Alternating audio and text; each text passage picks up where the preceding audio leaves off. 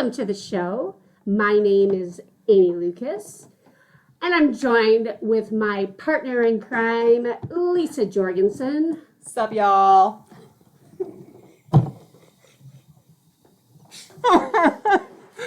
We are live and in living color coming to your ears because there's no video. Yet. We'll have video eventually. Yes, we haven't figured out how that works yet. We're not that high tech. And the theme song will probably be different too because I just made it up.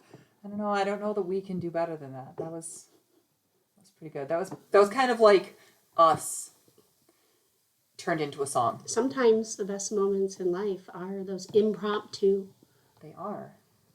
They are. I feel like that might be our new song.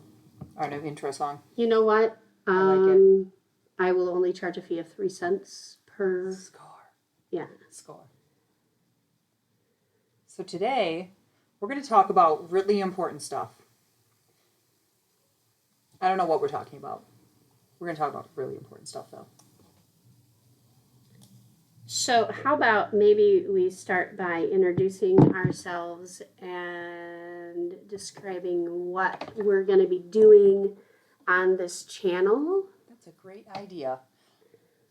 And how we came to do a podcast in the first place. Excellent. Two crazy chicks from the west side coming together. Word to the big bird. Mm-hmm. Yeah. All right. Would you like to go first? I think I'd like to hear your story first. Oh, okay. Okay. How long have you been homeschooling? And, yeah. Well, I am Lisa, and I have 4 kids. Only homeschooling this last one. The first 3 all went through public schools. And then we had the opportunity to homeschool our youngest. So we jumped at the chance, and I started homeschooling him when he was 2. We didn't do anything serious, but I wanted to have those first few years, so if I screwed anything up really bad, it was before his education really mattered too much. That's a good way to go about it. Yeah.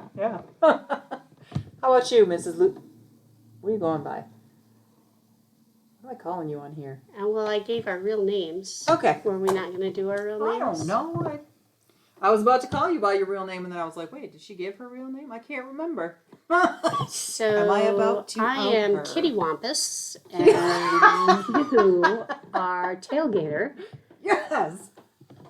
And those will be the real names that we go by. Although if we become super famous, like, we predict, I'm pretty sure our real names are going to end up coming out. Oh, yeah, that's true. But I can go by Kitty Wampus if you want me to. Kitty Wampus and Tailgater.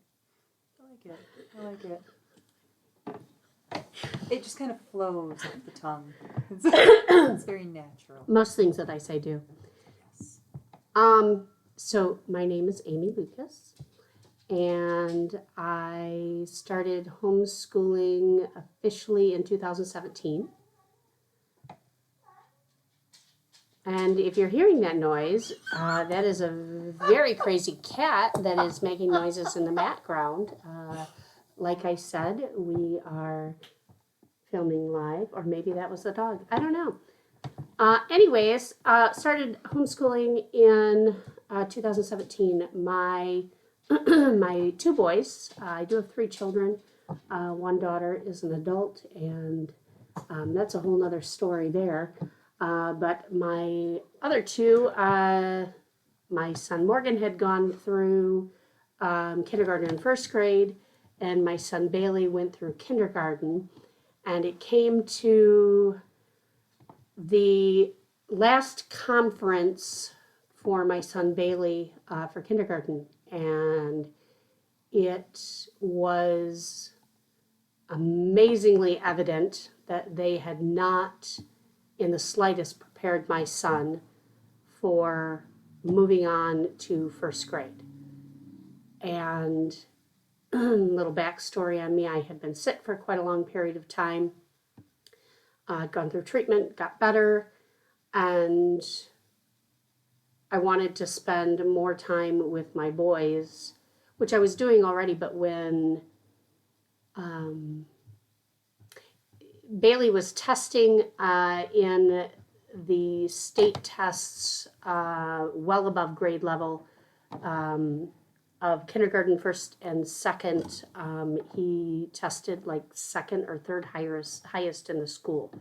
So he was incredibly intelligent. He just was really struggling to stay seated, like many other children who end up having gifts like ADHD, autism. If they are not appropriately prepared, they will struggle. And I do believe that those, which we can deal with and dive into later, but I believe they're gifts. They're not really diagnoses.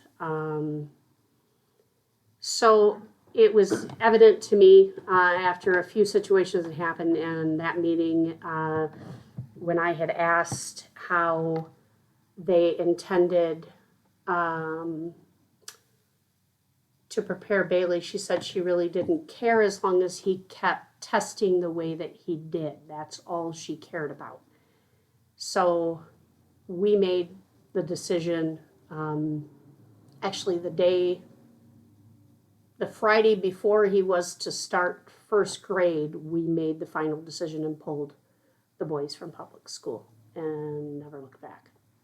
That's definitely a problem with public schools, is they're very test oriented and everything is about what's on a piece of paper. They're not as concerned with actual learning, at least in my experience. They're not as focused on preparing the kids for the real world and making sure that the kids are actually learning and learning how to think critically. They're more concerned with them being able to parrot back a list of facts that will be seen on a test so that the numbers look good. And that's definitely one of the biggest reasons that we wanted to homeschool as well. We just didn't, with our other kids having gone through public schools or being in public schools when our youngest was born, it was definitely not a trend that we wanted to continue with our youngest. We wanted to have the freedom to teach him in a way that he could learn and be able to explore his full potential and learn in his own environment versus the little cookie cutter way that public schools are forced to teach because of the classroom sizes and things like that. They just don't have the ability to offer individualized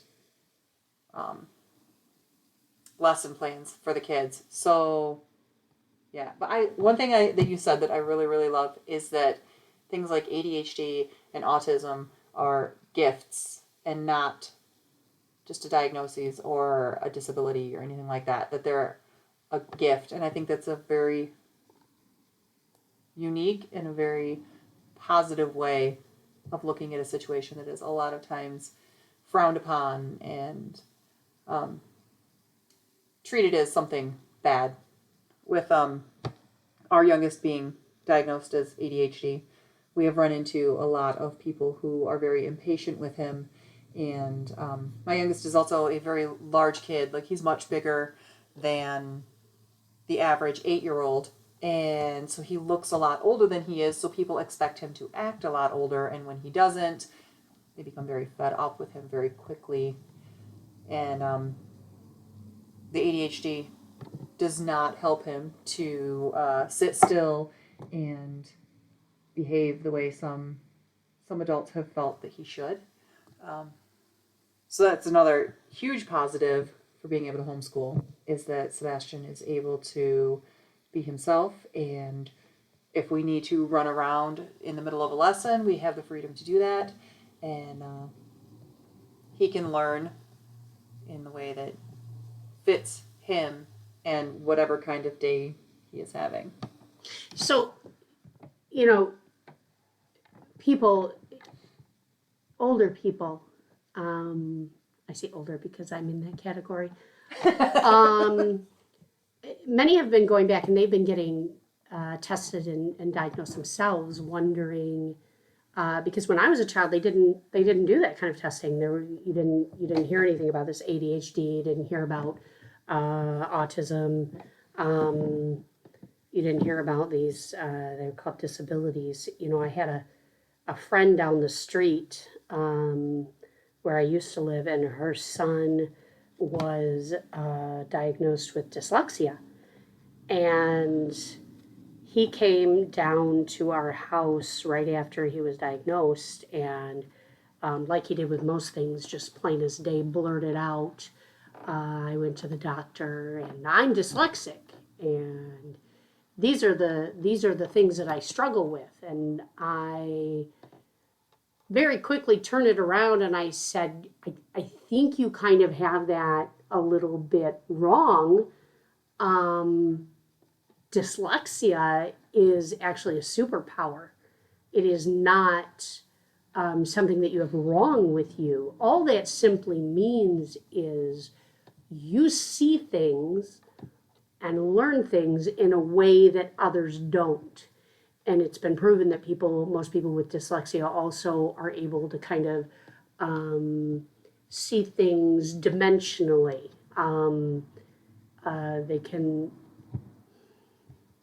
They see it in their head in dimensional ways, and it's different than other people. And so if you can figure out, regardless of a diagnosis, if you can figure out how your child sees and learns the material, they can tap into their own intelligence and then they can thrive. And I don't think that that's anything new. I think God designed us to be that way, that we are all different. We all have equal opportunity to learn the same materials, but how we go about it might be a little bit different. And I do agree that the schools have kind of gotten away, kind of lost their way. I worked in a charter school system for a charter school company. I won't name it. It was a national charter school. And during my time there, or rather near the end of my employment there, I left working in 2014, I noticed a very dramatic shift in the way they were doing things. Teachers at the end of the year or during the summer, I don't remember when they got the actual letters, but based on test scores at the end of the year, every single year, they would receive a letter inviting them to come back the next year and teach again. So it never was guaranteed that the next year they were going to have a teaching position. It was all based on these state tests. Well, these state tests, they've made them so that the schools, that's how they get their funding, based on the tests. And those tests are super important to the schools, just like count day. You've got two different days during the year that you have count days, and your funding, your per pupil funding, gets generated based on those count days. And I don't, there's nothing wrong with that. But when you start putting in these state tests and you make every part of it hinging on whether or not a school gets additional funding, or whether or not a teacher has a job the next year, or she gets an increase in her income, what ends up happening is you lose that core of saturation of material and replace it with just quick memorization to pass a test. And I could be a little off on this. I'm just disclosure, this is my personal opinion. This is what I observed, and this is what I no longer agree with, because I have witnessed my two boys, and year after year, constantly, as most parents do, you don't feel like you're doing enough. You don't know if you're really succeeding or failing, homeschool or not. And what I always like to say is it really it shows the work that you're putting in, how your children behave around other people. So when you're not around and they know you're not looking, and they either start spouting off material that they learned in school, or they start, they open the door for someone, or they offer someone struggling to help them get their groceries to their car, or you kind of get a real sense of how your children are learning and the type of humans they're going to grow up to be. And homeschooling for me has been the greatest gift I've ever had in my whole life. I agree, definitely. Nope, I just totally forgot what I was going to say. So the young boy that I told that it was a superpower, he went home and he told his mom, Mrs. Lucas told me that dyslexia is a superpower. Aww. And he went to church and he went to public places and he would randomly tell people that he actually had a superpower. And I got a phone call from her and she thanked me. She thanked me because instead of him now seeing something as something I have, like a disability, something I have to overcome, it turned it into something that he has that nobody else around him has. Yeah. And it's not that he has to overcome it, he just has to learn how his powers work. He needs to learn how to wield his powers correctly. Yes. Yes. Yes. That's fantastic. I love that. That's a lot of fun. I wish people would tell me that when I was younger. They just told me to sit down and shut up. Yeah. They didn't tell me. They never told me that having no attention span or thinking outside the box was a superpower. See, maybe you should be working as a teacher in the public schools. No. I'm just kidding. I'm just kidding. That would be awful. Maybe you should just go into the public school classrooms and start telling people stuff. Just walk in. I'm not certain in this day and age that would be smart. I don't think you'd get in the front doors in most of the schools. They're locked. This might be a sensitive topic, but I don't even like to call them public schools anymore. They're just government schools is what they are. Government schools that want to teach and promote government agenda. Yeah. And we will stick with biblical agenda in our home. Yep. Even watch the kids, how they interact. I don't know. The acceptance that I have found within the homeschool community. Oh, yeah. No bullying. Nope. It's amazing. I wonder sometimes when my children leave our home, will they be at a disservice if they have to go into the workplace and experience that kind of social separation that we don't have? Or will they walk into the workplace and be the light for other people that they have seen exemplified for them over all those years? I mean, they're going to stick out like sore thumbs. I think they'll be the light, but I think they're going to be in for a real wake. It's going to be disheartening. Yeah. I think that at least in our household, I think that our kids are exposed enough to the secular way of life through the sports and things like that. When we're not in a Christian organization, or when some of the kids in the Christian organization are not necessarily Christians, they've just joined the team because it was a good team or they wanted to. It was what was available.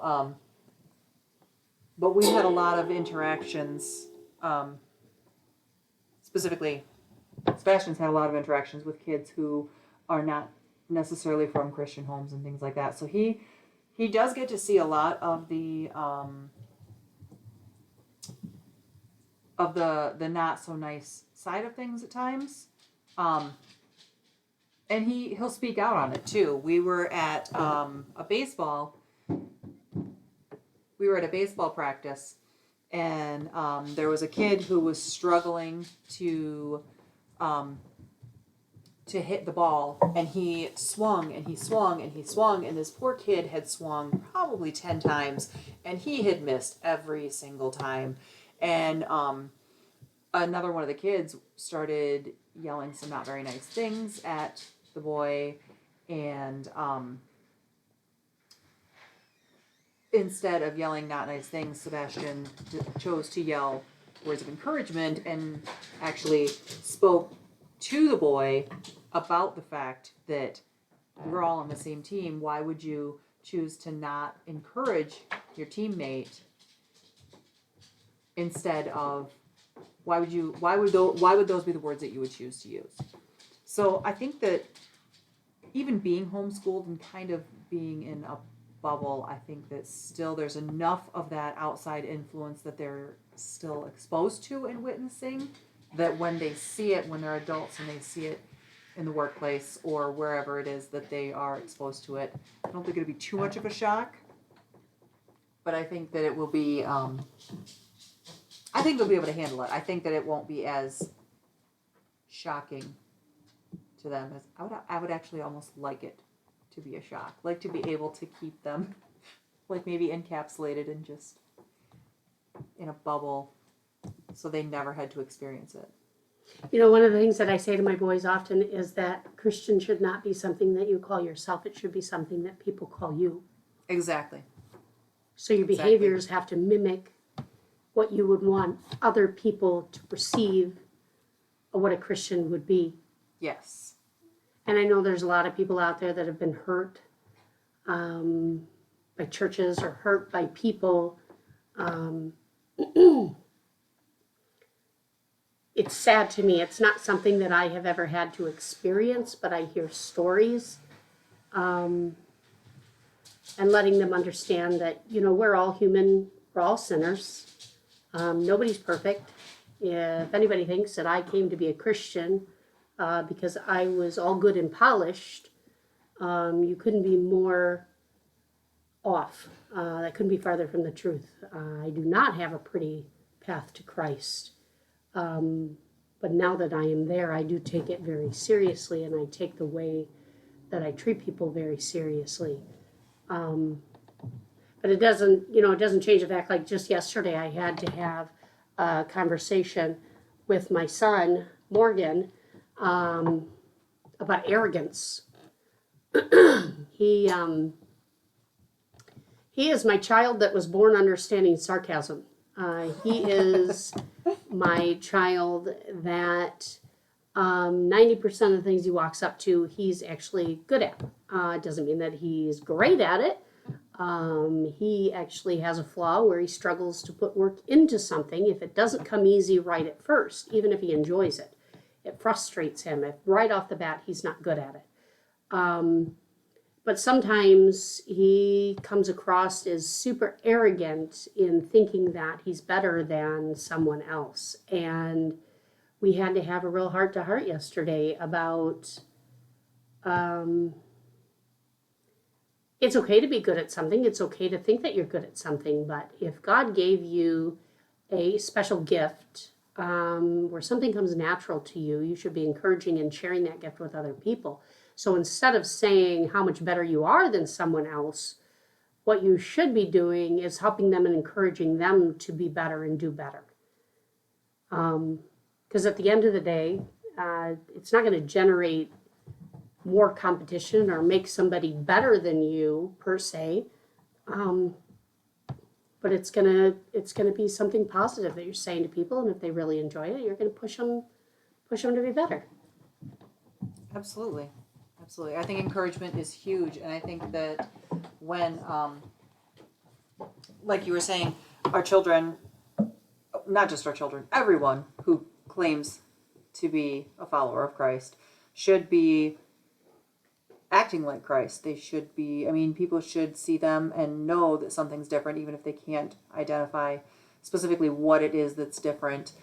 They should be able to look at your life and say, you don't look like the rest of the world does. Why don't you look that way? And we talk about that in our house, about the fact that if Sebastian goes to a play date and he is not being kind and he is being selfish or playing too rough with somebody else's toys and he breaks them or something like that, does he look like Jesus or does he look like the world? And if we go to a play date and he walks away from the play date and the person was asked, was that kid a Christian?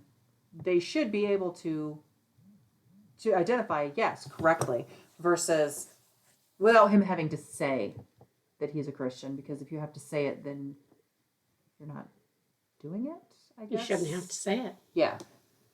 So I agree that the whole encouragement thing is a huge part of it, and just watching the way you speak and watching the way you act, and it's a heavy burden though. Like it is definitely challenging, especially for kids, because they don't have the emotional control yet.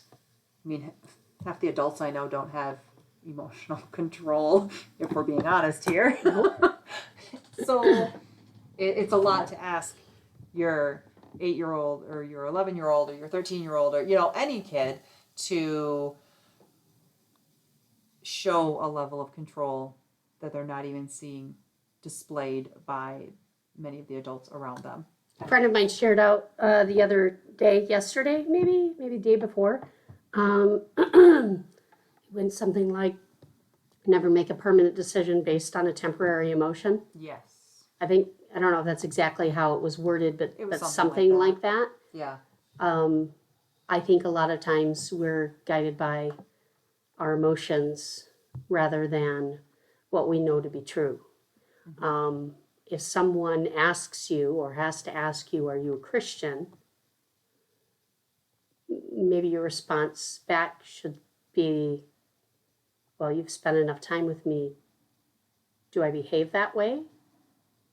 And let them answer what they think. And if they say, well, no, I don't think you act like a Christian, you can continue the conversation, but wondering why, what is their version or vision of what a Christian should look like or act like. Yeah, maybe some self-reflection will be needed after the conversation as well. I am not perfect. Yeah. I fail every day. Exactly. Every day I fail in the eyes of God. Yeah. I think that's one of the things that I did wrong with my first child, is I forgot to recognize that. And I forgot to tell her that I'm not perfect either. All of the mistakes that I've made, and I make them daily. Mm-hmm. I'm still learning every single day. Absolutely. And I'm thankful for God's grace that we don't deserve, but it's given freely to those who seek it. So I'm curious, what we probably need to tell people what our goal is. What do we want to get out of this on a weekly basis, daily basis, whatever we're going to end up doing here? Well, hopefully we will be able to encourage other moms or families who are in similar situations to us, or talk real words. Were you going to say answer questions and ask questions, and it kind of got split together? I was going to say answer questions that people may have. I don't know what came out of my mouth, but it wasn't that. It was supposed to be answer questions that people have who maybe aren't homeschool families yet, or are just getting started, or even families who have been doing it for a while but are stuck on something. I have found the homeschool community has been such a huge help because there are so many things that I didn't know and so many things I didn't know that I didn't know that I think it could be really helpful for other people who are wanting to homeschool or getting started or who just want to listen to us say dumb things. And we do that often. Yeah. Yeah. I think this was probably the most serious I have seen either one of us be. Yep. Ever in the history of knowing you. That's because we're nervous. That's probably it too. Because I have forgotten what I was going to say. I don't know how many times so far. And she's never at a loss for words. Ever. They don't always make sense, and sometimes they're not even real words. But I've always got something to say. Yes. You know, the other side that I want to touch on is that, there are other areas that we've talked about bringing to the table, like homesteading. Yeah. The world is changing. And there's little different thought processes and beliefs of what's going on. And a lot of people you witness are hunkering down and looking to be more self-sufficient. Yes. And not relying on, other people. And so hopefully through ourselves podcasts, included. Yeah. Yep. Lisa is a homesteader. Working on it. Yeah. I can't actually grow stuff yet, but I got 62 chickens out there that are all still alive. I mean, we lost 4, but I still have 58 of the 62. Actually, there's 62 of the 66 because they told us we bought 62, but when we were splitting them up the other day, we have 66 out there, and we've had 4 die. So There's 62. Yeah, there's 62 out there. So apparently we had 66 to begin with. Yeah. They told us when we bought our layers that we got 14 and we ended up with 13. So Maybe I guess we got both 1 ways. year. We got 1 year. That's very possible. Yeah. Except ours are meat chickens. They look a little different than what we've got. Yeah. So we kind of hope that we'll be a joy and serious but laughable. And we definitely want people to leave comments and questions and topics and things that they would like to see covered. Absolutely. Yeah. And we are working on setting up all of the social media and the email and everything like that. So we will very soon be releasing the how to find us on all those places. Yes. So if you have any questions or if you have any topics you would like to see discussed, then let us know. And if not, then we will be recording we will be trying to release an episode every week. And we just hope to reach as many people as possible. And we hope you enjoy listening to us. And we hope that our next episode is a little bit smoother and we don't sound nervous. But consider the Homeschool Moms Survival Group, Survival Guide. Sorry. Officially launched. Yes. So. Like a nuclear weapon. Yes. Exciting times. Yeah. All right, so are you ready to sign off? I am, until next time. All right.